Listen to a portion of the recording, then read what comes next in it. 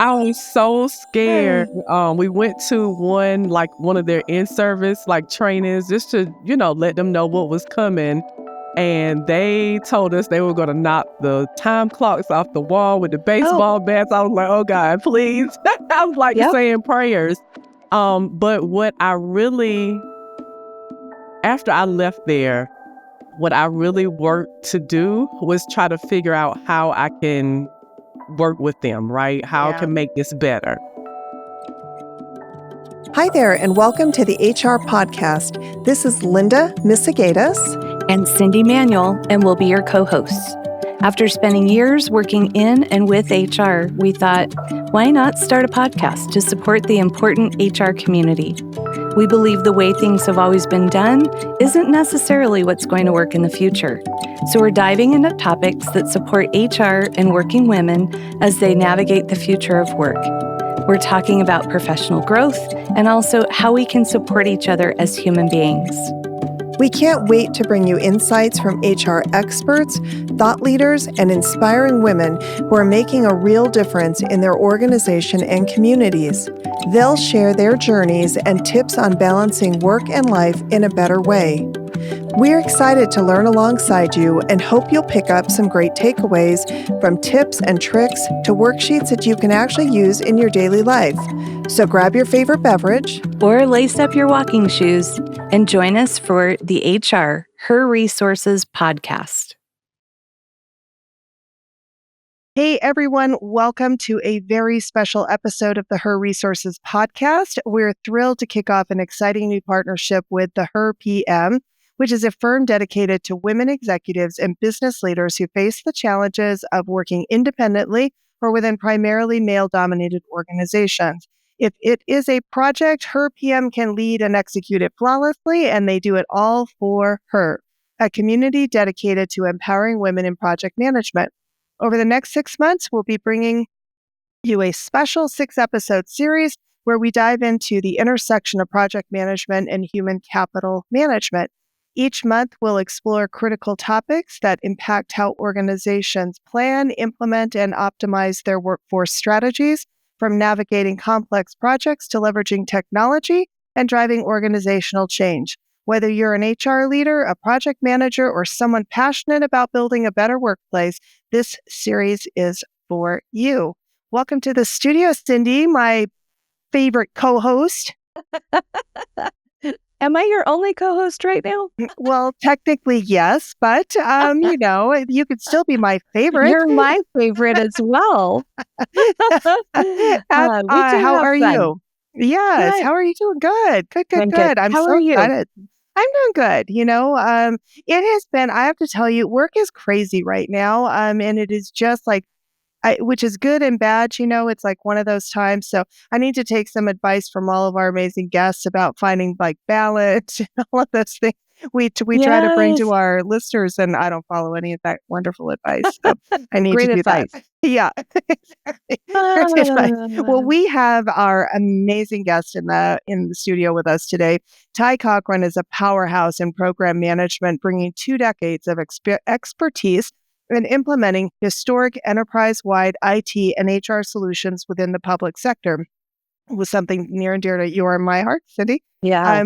She specializes in HR transformations through policy creation, strategy, organizational change management, process improvements, training, and software implementation. Beyond HERpm, Tai founded Ask, Always Seek Knowledge, academy and consulting, an educational platform that empowers individuals and corporations through PMP certification training, leadership development, and masterclass workshops. Rooted in her upbringing in North Carolina, Tai's passion for public service was inspired by her mother, a lead nurse for the state's Department of Corrections, and her father, a special agent for NCIS. Thank you for your service. These values drive her commitment to serving executives and business leaders navigating male-dominated industries. In every space she enters, Tai is a trailblazer, leading change, elevating others, and redefining what it means to be a project leader. Welcome to the studio, Tai.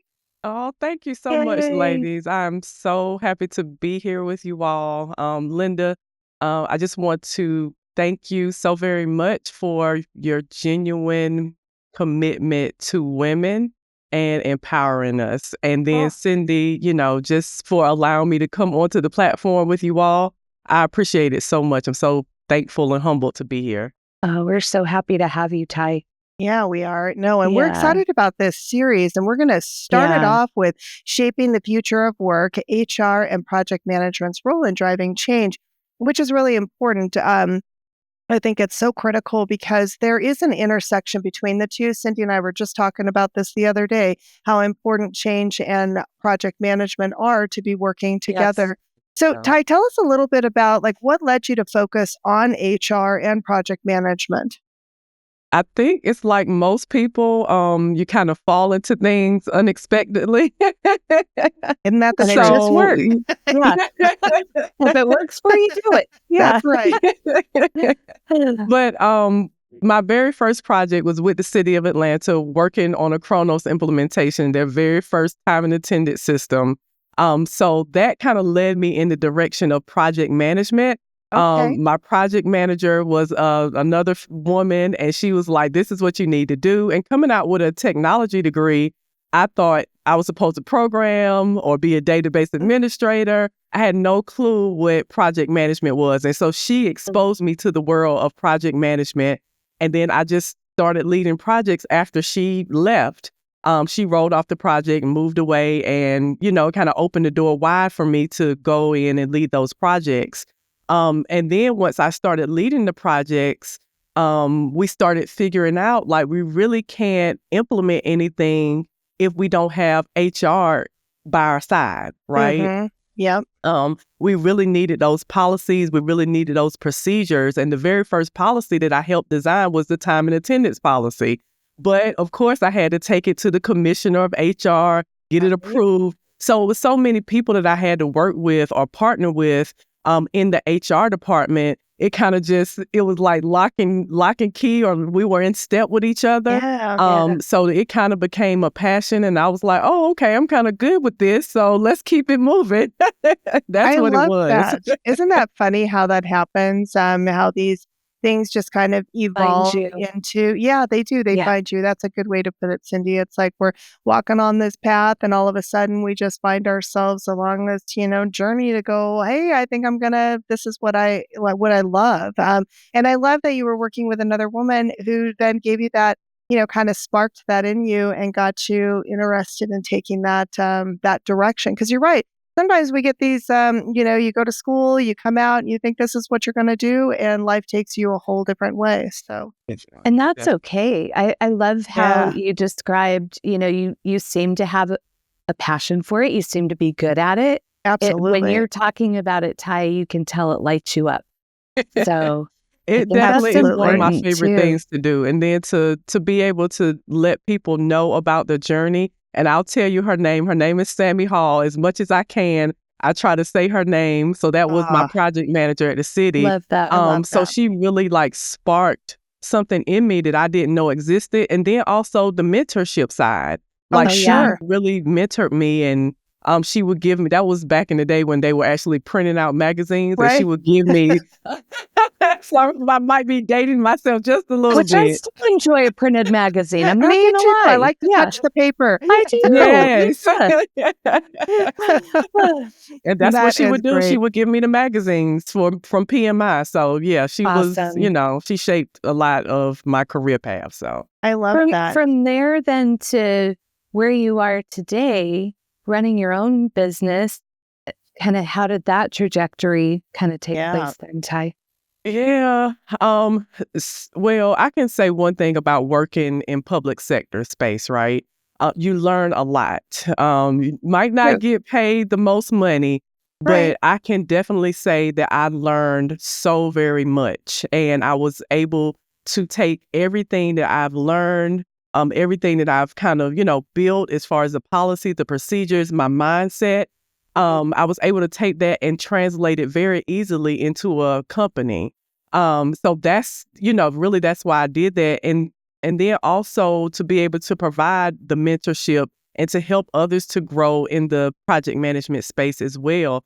Very important to me. So I was able to take all of those things and translate it into my company. So for me, it was an easy transition. And I how love many that. years now, Ty? Sorry, Linda. No, yeah. How many years Long have time. you been doing this now, Ty? I started the company in 2018. In 2019, I left public sector and went full time. Good Wow. for Yeah. you. That's Congratulations. amazing. That Yeah. really is. Well, and Cindy, I was just going to say, I was thinking about what Ty was saying there. One of the, like, I would have never thought of myself working in government. I know you had a passion to go work in government. So, two different ideas around it. But I always said I was so thankful that I had, the 20 years of experience in the private sector when I came into government. Yes. But I have to tell you, to your point, Ty, I learned more in my short time working in government than I probably learned in that first 20 years. So I had a lot of technical skills and I knew how to run big projects and that sort of stuff that I learned in the private sector. But what I learned in public sector was about humans and about relationships Yes. and Yes. and really kind of thinking through that aspect of it, which was unlike anything I had ever experienced before. I don't know about you, Cindy, but that was kind of my experience. I just want to sort of add to what you just said, Linda, because I've known you for many, many years. We worked at a high tech, then we worked at the city and county of Denver. And I did see a shift in your leadership, just like you just rocket shipped when we got to Aw, the city thanks. and county of Denver. And I think you're right. It is so much based around relationships, and people work as public servants because they want to be public servants. You know what I Yes. mean? Most people, not Most everybody, people, but most yeah, people. yeah, Yeah. I totally agree. So, No, yeah. that's fantastic. Well, Ty, I know that you kind of have a focus on the future of work. And so talk a little bit about, like, what does that mean to you? Oh, the future of work. So for me, when it comes down to it, we know it's all about technology. We know things are shifting, but for me, in my work, even on the HCM side of it, it's all about shifting from being a project manager to a project leader. So it's embedding all of the technical skills that we have and wrapping them up with those soft skills. So it's like you said, it's those relationships and then putting the tools on top of it, right? The AI and everything else that comes along with it. Yeah. It's, kind of aligning each one of those things to make sure the world is a better place. Yeah. I Love like that. that. No, that's really good. The world is a better place. I Just, something to No, aspire to. right? What a crazy idea, especially with all the crazy going on right now. So, Yeah. let's strive for making it a better place. Yeah. Wherever Yes. we can drive that change, I think is really good. One of the things that I think is really interesting about your approach, Ty, and I think this blends really nicely into you, Cindy, as well, is that when we think about project management, we always think about on time, on budget, right? And that seems to be the primary focus. But that's not how you do things, Ty. You kind of bring in that soft skills that are necessary because project management also has a lot of emotion, a lot of relationship, a lot of things that are Right. going on. So talk a little bit about kind of your unique approach to project management and how you kind of incorporate that change management into your style. Yeah, that's a great question. So we can't run any project by ourselves, right? And as project managers or project leaders, there's no project that I can complete by myself. So my approach is building my team first. So most of the time my team comes, prepackaged. I can't do anything about it. Right. And a lot of times I'm also saving projects, right? It's already on fire, and we have to turn it around and make it better. But I start with the people. I start by building those relationships. I start by building that trust, and I start by empowering everyone on my team to let them know that, hey, I am here as, the forefront as the leader, but I can't do it without you. Really, I may have needed to major in psychology because it's really truly a psychological thing where That you're is so moving true. people along. But, it's Yes. with the training and it's with the understanding that we are here to build something better together.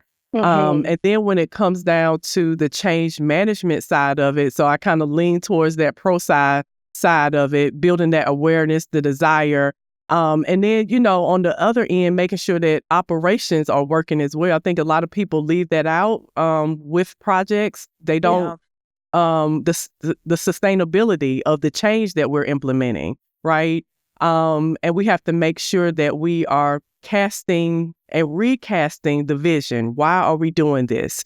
What are the savings behind it? How can we make your organization more efficient? So it's all those things that I kind of try to build in together when I'm building my team, when I'm talking with my team, and then when I'm working to form those change agents as well, because we have to have change champions on the other side.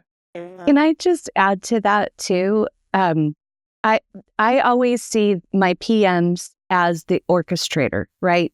And so it's not just about the schedule, the budget, et cetera. To your point, Tai, I mean, obviously those are key and important. Yeah. But to your point, Tai, it is about building those relationships. Linda, you mentioned that before too. So that as you are orchestrating and overseeing the project and making sure that things are happening, we are doing, like, as for me, a change management person, I'm doing what I need to do so that you have room to focus on other areas of the orchestra, right? And other people, the implementation team and, things of that nature, our business partners on the client side and things like that. There's a lot to focus on for the project manager. So, but I love that you have the thought of, you do need to incorporate those change agents into your philosophy around project management. So thank you for that. Yeah. Yes. As a change management person, thank you for doing that. And a lot of times, Cindy, unfortunately, my projects don't have the funding for an actual change manager. So with the few projects that I've worked on and there is a change manager, again, I'm kind of like a sponge, and I kind of take, some of those nuggets and those things that we build, and I have to, now build it into my projects going forward when I don't have someone who can run on the change management side. But you all are definitely needed. Like, there should be funding for a change team on every project, especially when it's a major implementation. I totally agree. We were just talking about that, Linda. We were just talking about that. One of the first things that get cut are change management and training. The two things that actually help make a project be successful are the two things that are first, we'll just lop those off the budget. So, yeah, it's incredible when you think about that. Tai, what are some of the biggest challenges that you see HR leaders facing when they're implementing these workforce transformation initiatives? Because that's not easy stuff to do, because it always becomes about the technology, but it really has very little to do with the technology. That's just a tool. And so talk a little bit about, like, what are some of the biggest challenges they're facing? Yeah, I would say one of the biggest challenges they're facing, they probably have a lot on their plate already. Yeah. Oh, goodness, yes. So what I see is they're able to get the funding for the project, kick it off, but then they're not able to stay actively engaged in the project. So that's when it kind of starts going down that slippery slope. No one's paying attention. We don't really have to do this. No one's supporting this change. So that's, for me, that's the biggest piece of it, because then things are able to creep in. Resistance, no one is aligning back up to the organizational strategy. So those things start to creep in if I'm a executive and I've sponsored this project, but I don't have any eyes on it, or I don't have the time to pay attention to it and really, put my stamp on it and things like that. So that's the number one thing that I see right now, Linda. That makes a lot of sense. What I'm curious too, and Cindy, I'd love your perspective on this as well, because one of the things that I've seen too is that it's generally executives who make the decisions that they're going to buy the product, or they're going to, implement a change that's going to happen. And then you rarely see them staying engaged as that executive sponsor and really helping provide that support. I'm curious what both of your thoughts are around that. On like, one, do you see that? So is that a correct assumption on my part? And then two, what can HR leaders do to maybe help, emphasize the necessity of having that executive sponsorship? Go ahead, Tai, and then I'll Um, jump in. okay. So for me, I would say the last question, emphasizing the need for the executive sponsorship. Um, as the executive sponsor or as the HR leader who has kicked off or sponsored the project, they have to remain very connected with their project manager, right? They Yeah. have to set their expectations for how the communication cadence needs to come from that project manager, Mm-hmm. because it's their baby essentially. And I think that's the most important thing, because if you don't accept my meeting request, if you're not looking at my status report when I send it and know that, hey, this is a huge risk, or hey, this is coming down the pipe, Mm-hmm. then that puts the whole project at risk. So they really have to make sure that they are forming a true team with that project manager, and making sure that they're staying close to them. So I think that would Yeah. be the largest thing for me. Huge. Yeah, I would add to that too. I've never worked with an organization that said, you're communicating too much with me. So that's number one. And I think that goes for the project sponsor as well. So Yeah. I like to make them the face of the change. But what that requires for me as a change management person in collaboration with HR, I always love collaborating with HR when I'm working on these workforce management projects, because it's about the people. And Yeah. let's be honest, HR is focused on the people. So Yeah. I do like to engage with the HR team as much as possible. Maybe I have one point of contact there, maybe, a couple points of contact, but then I engage them with the project sponsor as well, because I am a consultant coming in. They're there to be the face of the change. And so it's my job to educate them on, first of all, the number one indicator of success is a project sponsor's alignment and face on any change. If you don't have that, to your point that you mentioned before, Tai, people just start to kind of, back out of it. And Linda, I think you mentioned this too. So if I can educate my project sponsor on the importance of their role, and also then they're busy. So I'm going to feed them information. And then I'm going to engage with them to say, okay, how can we, when we build awareness, back to what you were saying before, Tai, let's have you be the one to send out that communication. It starts with you. And then engage them throughout so that people do see that they are really serious and this is going to happen. We're all on this journey together. So No, I like kind of how that. I do it. I think that's a really good point. Go ahead, Tai. I'm sorry. I kind of feel like when it comes to change as well, Cindy, especially these large scale changes that we're referring to, that it has to be not only like a top down approach, but like kind of like a meeting in the middle. Indeed. So even if your executive sponsor is able to like handpick some people, like, hey, I'm handpicking you for this project, and they understand why they're being handpicked, then that also they can go out and spread the good news. Like, they are my disciples, right? They're going out and spreading the good news about the project. And that's really what you want. So it's kind of like a meeting in the middle type of methodology for me. So important. And HR, going back to HR, they know a lot of those point people too, right? Yes. Because they're representing across the organization, so they can say, hey, Linda is a really great, she may not be a formal leader, but she is an informal leader and people are going to listen to her. Let's engage with her. So. Yeah, I think so. Well, and sometimes too, you can take your biggest critics, right, your naysayers, and turn them into your change champions. And so, if you can, and because a lot of times, to your point, Cindy, they carry the strongest voice in the organization, or within their agency or department. And so there's you can really leverage that, that spokesperson in a positive way when you can, take them and turn them into that change champion. So really powerful. Yes. I really like that. I'm curious, Tai, what have you seen like as far as like what are the best strategies? Because as you mentioned, a lot of times you're coming in because a project is on fire. So in a perfect world where you actually got to come into a project where it wasn't on fire and you could really provide some guidance at the onset of that project, like what is some guidance that you would give? Because one of the things that I think happens frequently is that, especially in the public sector, is that there is a long sales cycle. It takes it takes forever to get it in there. You finally get the product, and now everybody wants to jump in, but nobody wants to stop and think about what is it really going to take to make this project successful, because they're just convinced we just got to implement the software and everything will be great, right? So what's some advice that you would give for people who are maybe on this journey to stop, slow down to speed up and take a look? What advice would you give people? Yeah. So for me, when I think about workforce transformations, right?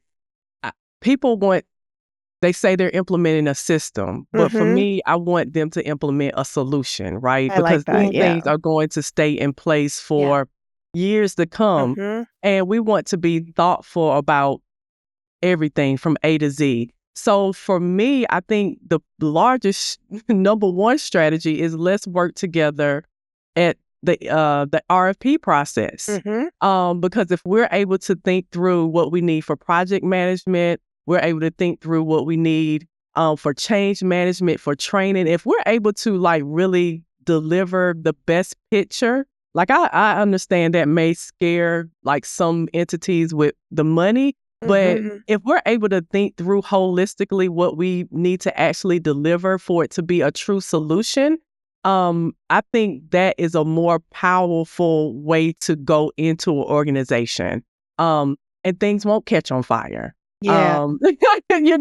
Or they True. shouldn't, or, Yeah. Of you might have a little spark here and there. You know how that course. goes. Always. Yeah. Yes. But it won't turn into a full-fledged, out of control forest fire. Yeah. And we're able to actually deliver what we said we're going to deliver. And it produces results, positive results Yeah. for the organization. Yep. No, So I can like I that. ask a follow-up question on that then, Ty? Do you kind of go in and do like a workshop, do some education with the project team that's been determined to kind of get that ball rolling, and then even like to say, hey, what are the results that we're looking for, Mhm. and kind of put all that together initially? Yes, that Okay. is definitely what you want to do, because then again, Cindy, you're able to better elicit those requirements as well. So that helps you to build your charter before you even get into a discovery phase of the project. So now you have their wheels turning before we even say that, we're kicking off the project and they're moving Mhm. along. And I think that also is very powerful as well. If they know that, again, they're empowered to speak up and tell you what the deficits with their current processes are. Mhm. And then we're going to say that, hey, we want to fix this. We want to help you to fix this by building, this solution with you. So yeah, definitely.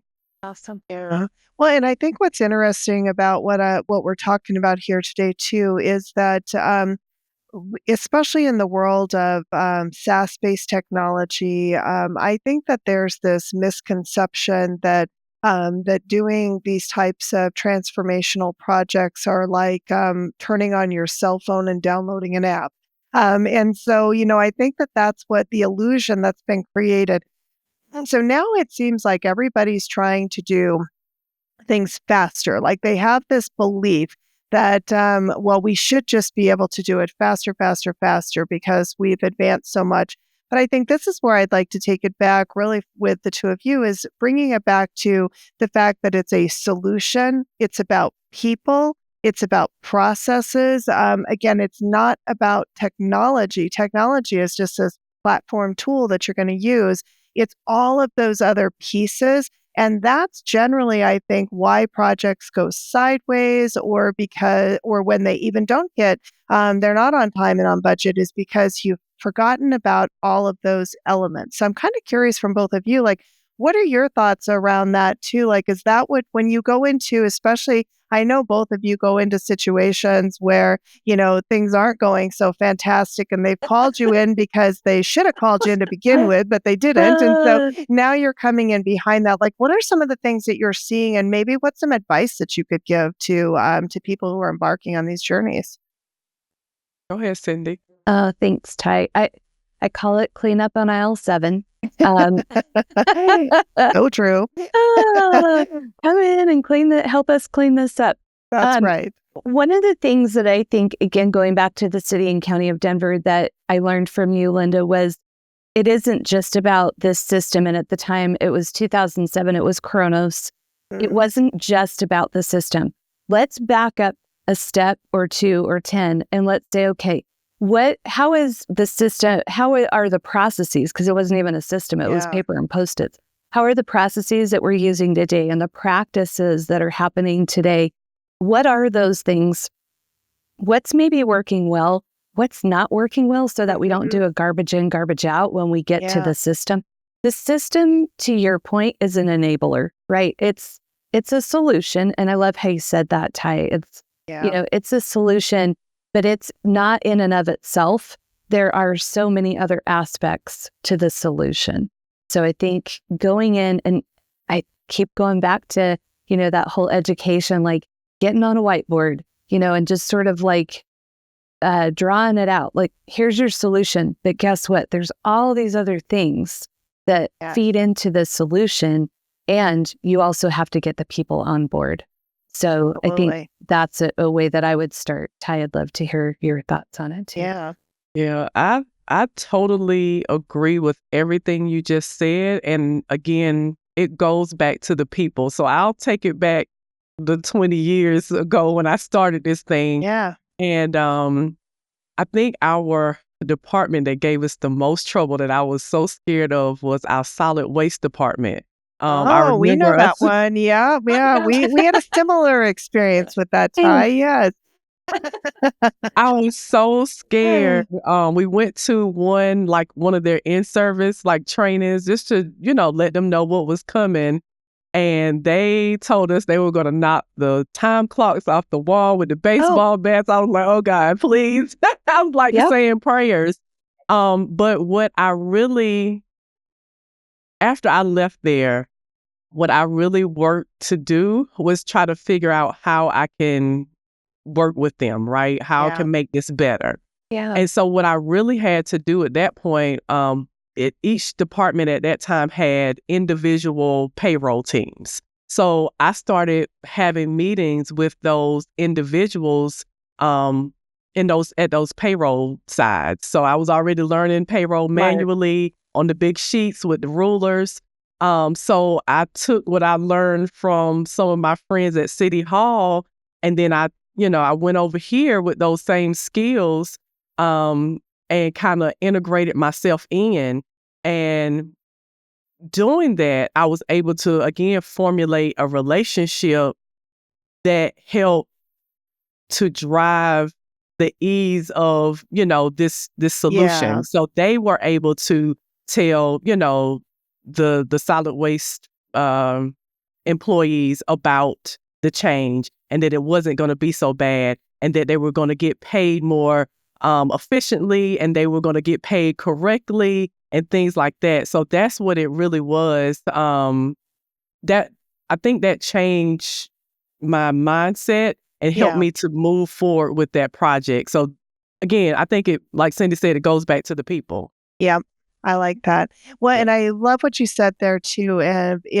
Sometimes it is getting in there and understanding what's going on there. And I know that's always been something that's really important to me, no matter what project I'm working on, is to really kind of like, what's causing the problem? Because if we can get to the root issue, then we can come up with an actual solution, to your point, Tai.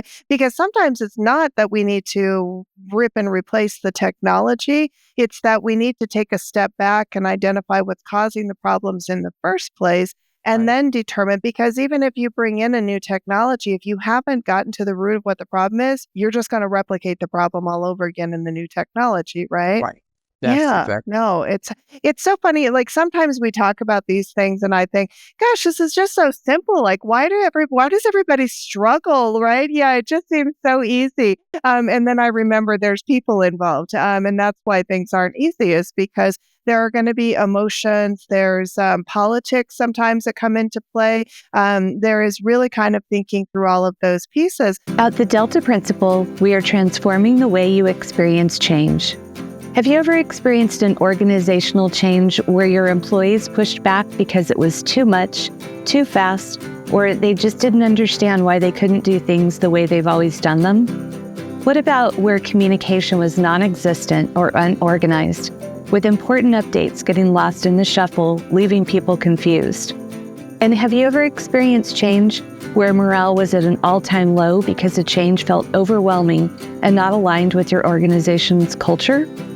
If you are being asked to lead an important organizational change, especially if you're new to leading change, or if you're just feeling overwhelmed, the Delta Principle is here to support you. We work closely with you as a trusted partner, co-creating real-world solutions to address your unique challenges, and we equip you and your organization for future success.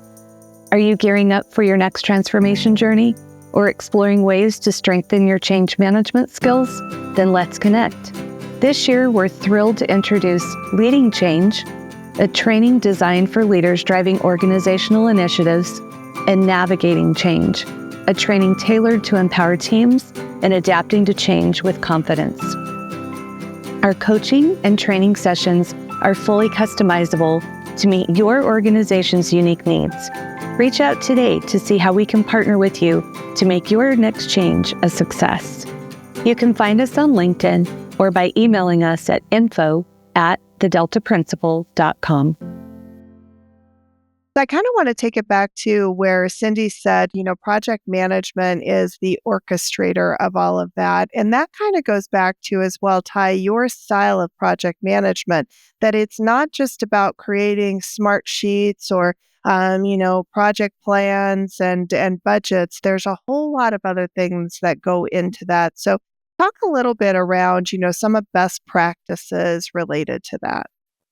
Yeah, so I think with me, when it comes to best practice and not necessarily just looking at the budget and the scope and things like that, um, again, the people, most of these relationships that I have formed, like they're still my friends to this Yeah. day. Awesome.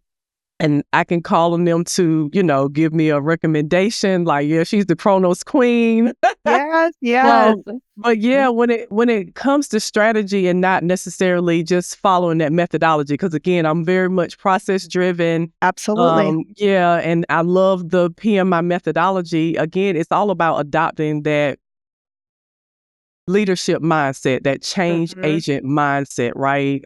Being adaptable, being flexible, and then being able to pivot as well with the changes that come along. Because like you said, most of the time we are dealing with the politics. Yeah. We are dealing with people and their emotions and being scared to Yeah. change. Yeah. It can be terrifying for them. And I understand because I go through changes all the time, but it's all about being solid about what I know needs to happen, and then just taking that small, it could be 10-degree turn. Like it doesn't have to be a whole, 180 or anything like that. So it's getting them to adapt that mindset as well. But Right. when you have a great change agent on your team, then that really Mhm. helps because then we're able to really go after the things that are terrifying people, helping us to be those change agents and helping us to really put the parameters around our change champion network and things like that.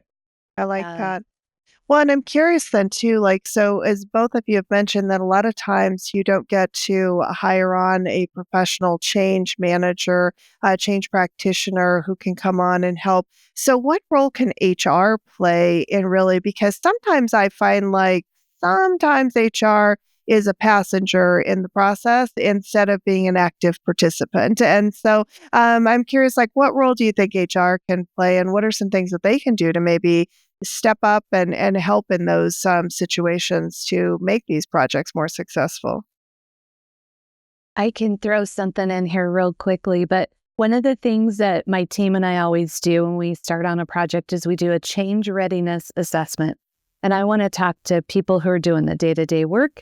I want to talk to those middle managers who are really key, right? They're hearing the voice of the employee. They're, sharing the vision of the leadership. And then I want to talk to leaders as well. A really important key stakeholder is HR.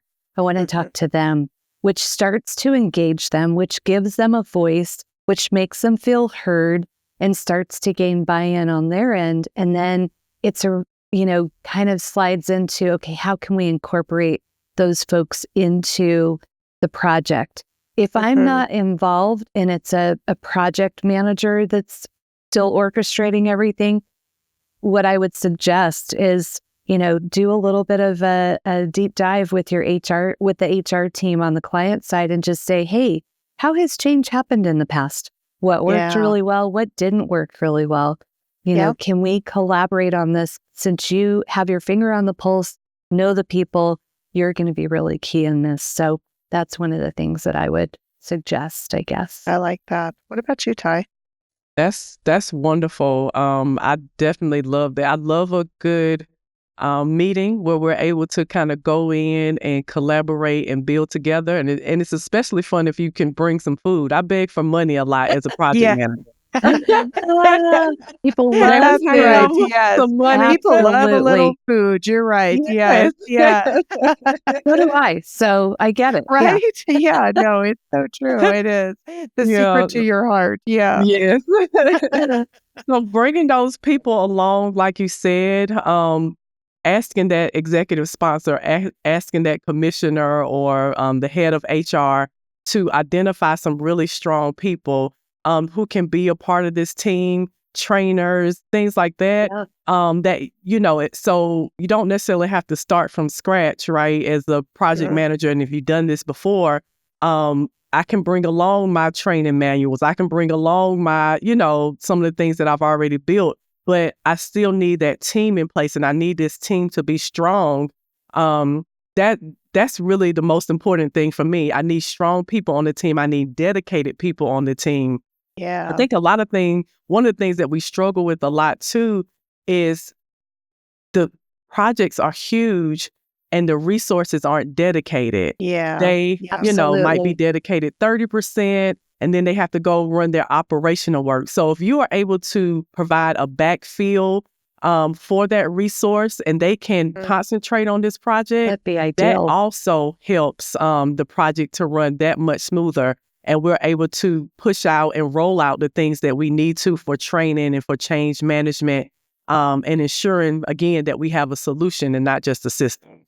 Yeah, I see that a lot in the public sector where that's a real struggle because, budgets are tight to begin with, and then trying to bring in, doing dual incumbency on a role to have backfill and get dedicated resources. But to your point, like that's not their primary job. And also in the public sector, your primary role is to deliver services to your constituents. And Yes. so it's a different environment than it is, at maybe if it's a big retail or manufacturer or something like that, it's just a different environment. And you do see that that's a struggle sometimes. So in those situations, when you think about these people who are being stretched so thin, and trying to balance all of that, what's some guidance that you might give around helping to maybe create a little self-care? Like, how can you do some things that keep the team so that they don't feel like that, just a dread and burnout? Because sometimes that also is what can cause a project to go explode or go sideways, is because people are just tired. They get project fatigue and they just don't want to do it. So what are some techniques that you can, because I do think this is another role that HR can really play in all of this too, right? Totally. So for me, one of the first things that Sammy taught me all those years ago was to build in like employee incentives, right? So even for our project team, like it was always a contest for whoever submitted their status report first. They would get like a gift card or something, kind of just to make them feel special. We Yeah. also did like a Chronos fair. So we Oh, had a whole yeah. fair about Chronos, the changes, so people could go to different stations, pick up swag. Awesome. Yeah. So that was so cool, and I try to incorporate that all the time as much as I can. So even when I have training, let me have some swag. I'm like, Yeah. I don't mind begging. I don't know if it's begging, but man, do you have some swag that I can give out? Do you have some money that I can put toward? I Yeah. also like to budget inside of my project, costs, like what it's going to look like for us to actually have celebrations Yeah. throughout. So celebrating small milestones and just Yes. letting people know that they are appreciated for their work. Yeah. Because like you said, Linda, budgets are already tight. We still have to deliver services to our constituents. And, you still have to go home and be a parent or be Yeah. That's whatever it right. is. So you want to feel appreciated for working on this project and, delivering, again, this solution, right? So for Right. me, it's about the small things. What can I build in? What can I give you? How can I make you feel special? How can I celebrate you? So that's, for me, I'm just all about celebrating as much as I can. I love One more thing I would add to that, and it kind of incorporates the project sponsor again and incorporates HR, is projects can sometimes be opportunities for high performers to really shine, Yes. right? Yeah. Good point. Yeah. Partnering up with HR to say, hey, we'd like to bring in some high performers into this project. Here's what we're trying to accomplish. Here's what their roles, responsibilities, the time commitment would be. So kind of being defined about that.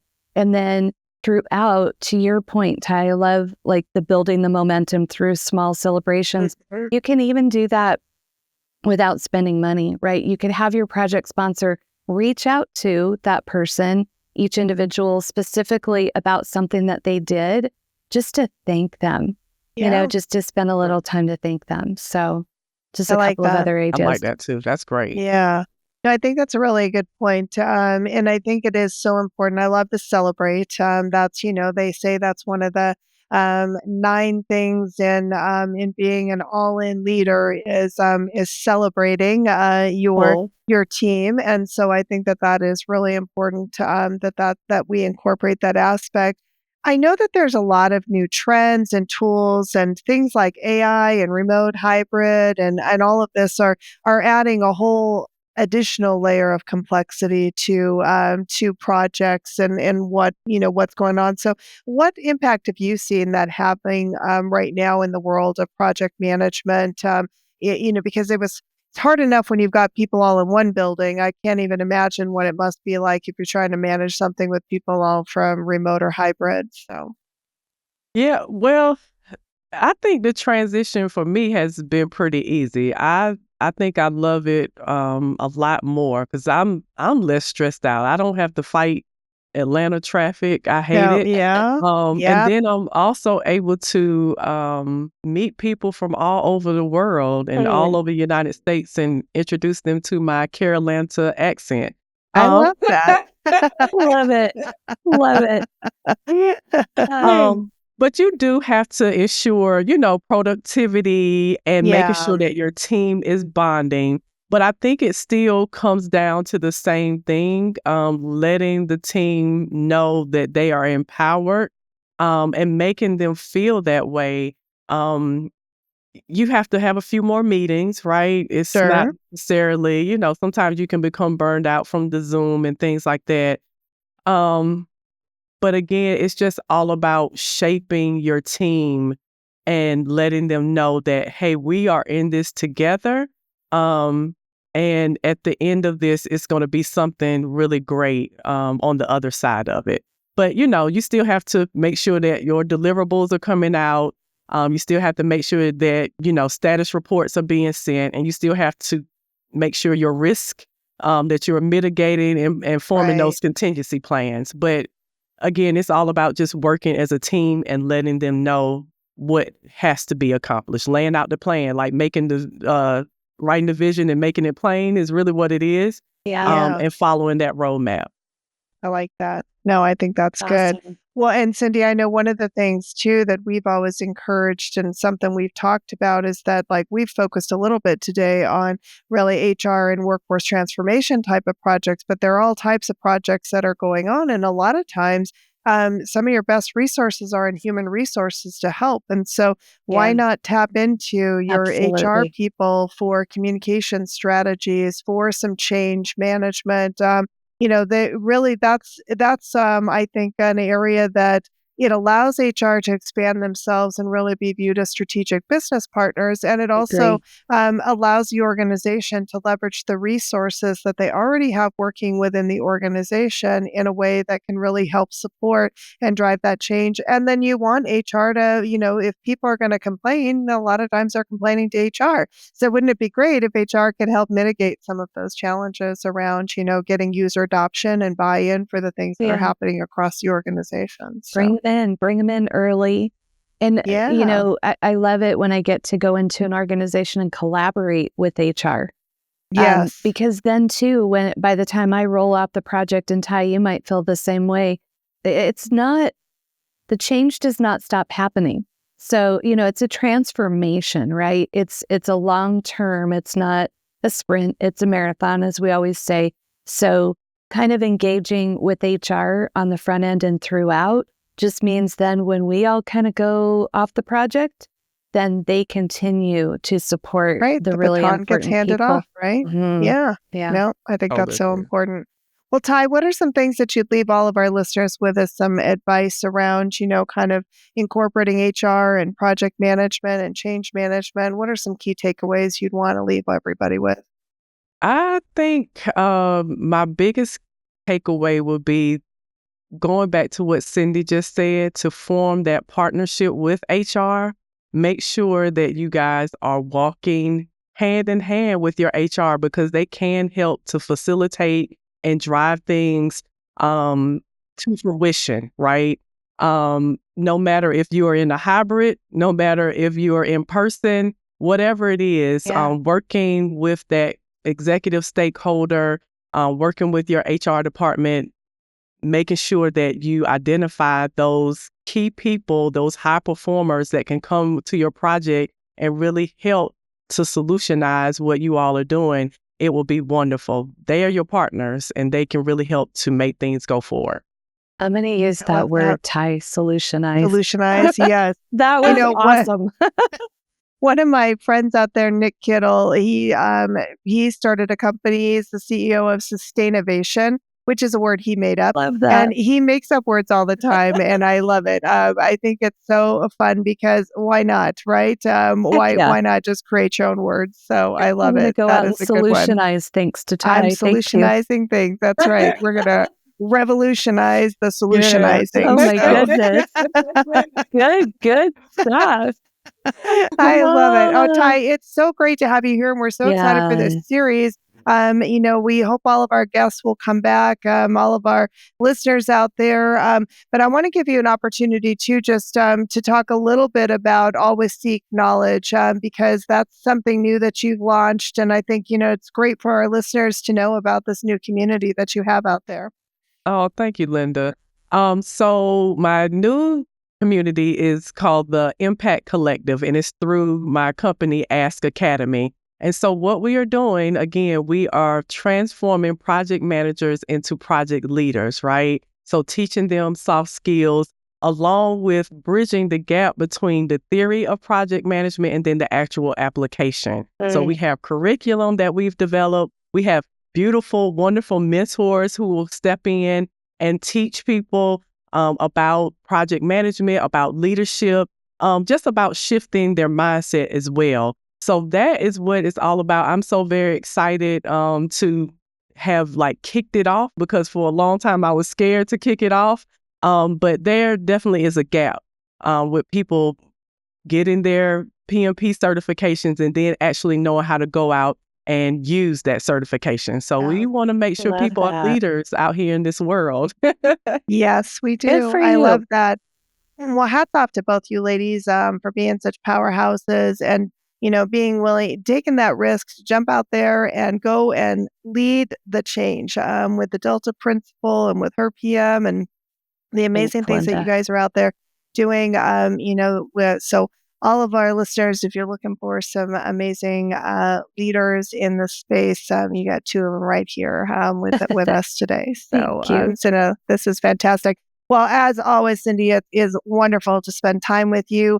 Tai, I always enjoy our time together. You were just such a leader in the space and just such an all-around wonderful person. So I'm so excited that we've got you as part of all of this. And we hope our listeners enjoyed this episode as much as we did. And we'll put all of Tai's contact information out there as well. So you can get to the HERpm, you can get to if you're interested in really kind of looking into the new impact. Tell me again. I'm saying it wrong, Tai. It's the Impact Coalition.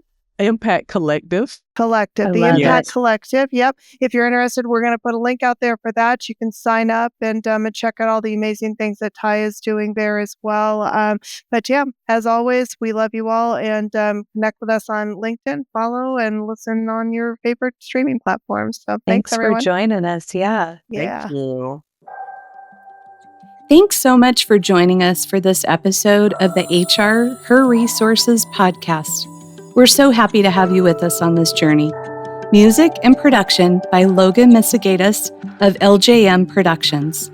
We'd also like to thank our intern, Lauren Banas, for creating our logo and supporting our social media postings. If you'd like to connect with Logan or Lauren, you can find their information in the show notes. If you found value in our discussion and think someone else might as well, please follow, subscribe to our LinkedIn, and share with a friend. Until our next episode, please take care and continue to support one another.